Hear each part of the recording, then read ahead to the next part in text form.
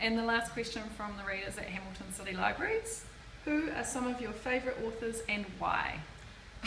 This is always a really hard question. I feel like I should have a list by now and just be able to list them off, but usually I can't. But I will say I will focus on one because it had such a huge impact on my writing life. And so 20 years ago or so, after university, I was really only reading and writing literary fiction and sort of what I thought I should read and write, and what I thought I should love. And it wasn't going so well. I didn't have a lot of life experience. I didn't really relate to the stories I was trying to tell. So I wasn't having fun, so I stopped writing for a long time.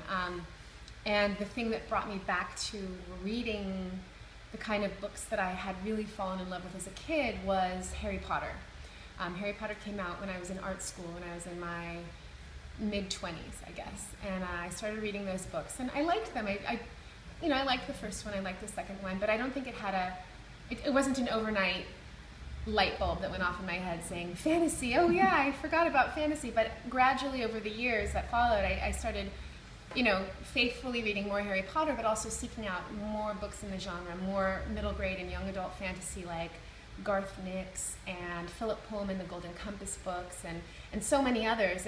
And just the reading was so fun, and it really was what I loved and what made me a reader, and I've never really looked back from that. And once I started writing again, it was fantasy, and it was so much. It was a completely different experience than having tried to write literary fiction and feeling like I had no idea what I was doing. It was fun, and I loved it. And so J.K. Rowling is, I'll always be massively grateful to her for that, and that now the series Harry Potter as a whole definitely has to be on the top of my favorite writer's shelf.